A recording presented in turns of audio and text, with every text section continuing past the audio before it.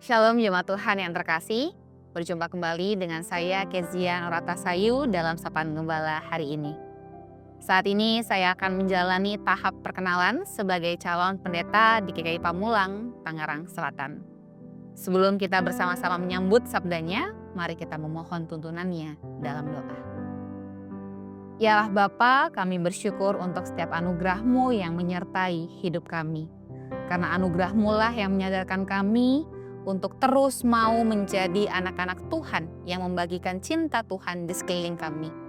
Kami telah menyiapkan hati, telinga, dan mata kami untuk menyambut sabda-Mu. Kiranya Roh Kudus-Mu menuntun kami, sehingga kami dapat benar-benar menjadi pelaku firman Tuhan dalam keseharian kami. Di dalam Kristus Yesus, Sang Firman yang hidup kami memohon. Amin. Bapak Ibu Saudara, renungan kita pada hari ini bertema We Listen, We Don't Judge. Berdasarkan surat Galatia pasal 5 ayat 25 sampai pasal 6 ayat 1. Saya akan bacakan untuk kita semua. Jikalau kita hidup oleh Roh, baiklah hidup kita juga dipimpin oleh Roh. Dan janganlah kita gila hormat. Janganlah kita saling menantang dan saling mendengki. Saudara-saudara, kalaupun seseorang kedapatan melakukan suatu pelanggaran, kamu yang rohani harus memimpin orang itu ke jalan yang benar dalam roh lemah lembut, sambil menjaga dirimu supaya kamu juga jangan kena pencobaan. Paul Virilio adalah seorang teoritis Perancis yang menciptakan suatu bentuk kajian yang inovatif tentang fenomena kecepatan yang disebut dromologi.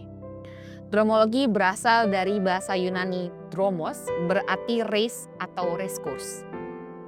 Dromologi merupakan sebuah tubuh pengetahuan yang bersangkutan secara khusus dengan fenomena kecepatan, di mana fenomena ini menentukan atau membatasi cara fenomena lain muncul kepada kita.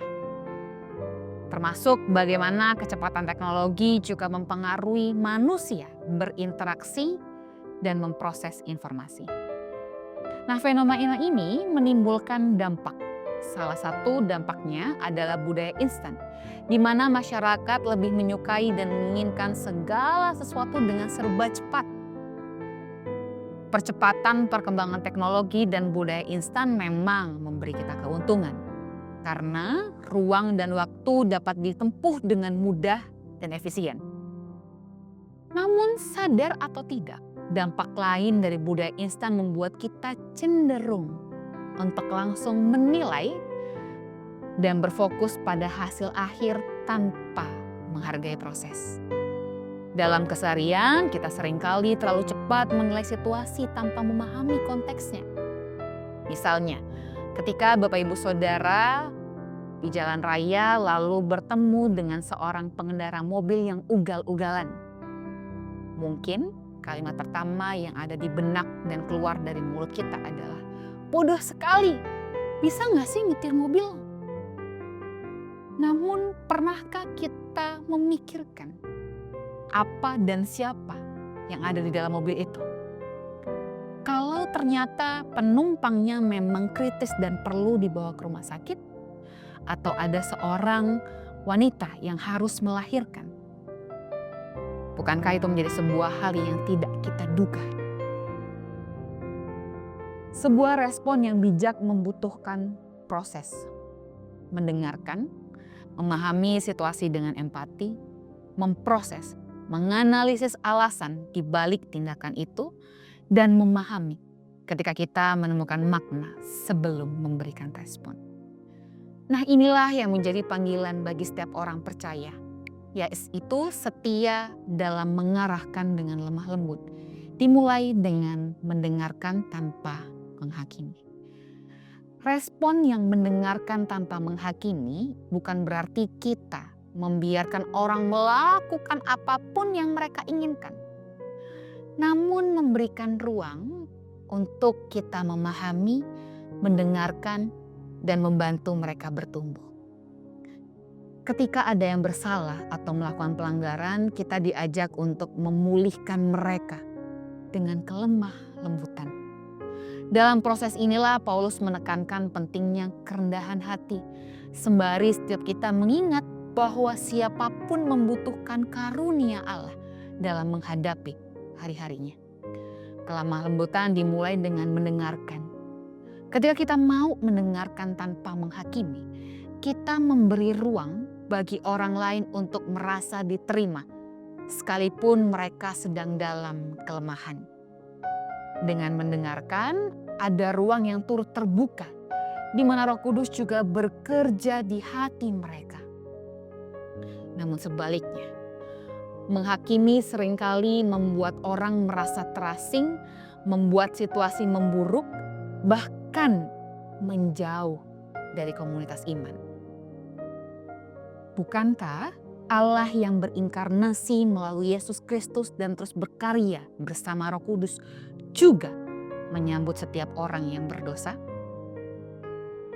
Dan apakah ketika Allah melihat ada orang yang berdosa dan melakukan pelanggaran datang kepadanya, lalu Allah berbicara dengan menghakimi, alih-alih Allah adalah sang penguasa? Allah selalu membuka tangannya untuk memeluk dan mendengarkan setiap orang yang berdosa dan yang mau datang kepadanya. Ketika kita menjumpai pelanggaran, respon kita bukanlah mendiamkan, menjaga jarak, membiarkan, atau menghakimi. Paulus tidak bilang, kalau kita merespon mereka dengan baik, nanti mereka ngelunjak. Bapak Ibu Saudara, tugas kita bukanlah memikirkan dampak atau apa balasan dari usaha kita. Tugas kita sebagai umat percaya adalah terus mengarahkan dengan lemah lembut. Dimulai dari mendengarkan tanpa menghakimi. Kira-kira mana yang lebih mudah kita merasa diterima? Kalimat yang seperti ini, kenapa kamu begitu bodoh sampai mengambil keputusan itu? Kamu seharusnya tahu kalau itu salah. Atau, saya tahu situasi ini sangat sulit. Saya percaya kamu punya alasan kuat untuk membuat keputusan itu. Kalau kamu mau, mari kita diskusi bersama untuk mencari solusi ke depannya. Mana yang lebih nyaman dan membuat kita merasa mau diterima? Tentu yang kedua. Dan Bapak Ibu Saudara, bagian kita adalah mendengarkan, memahami, dan mengarahkan, bukan menilai dan menghukum. Paulus menyebutkan bahwa pemulihan harus dilakukan dalam roh kelemah lembutan. Artinya kita harus menghadirkan diri untuk mereka yang jatuh dengan sikap penuh kasih dan empati, bukan dengan kesombongan atau rasa lebih benar. Kiranya Allah menolong kita. Amin. Mari kita menutup renungan kita dalam doa. Bapa, kami bersyukur kalau kebenaran akan kehadiran-Mu yang lemah lembut mengingatkan kami sebagai anak-anak-Mu. Ajarlah kami Bapa untuk dapat terus menjadi anak-anak-Mu yang turut mau mendengarkan, turut mau memberi ruang bagi setiap mereka yang bersalah, bagi mereka yang melakukan pelanggaran, sehingga mereka pun tetap merasa diterima. Mereka tetap merasa menjadi bagian dari komunitas.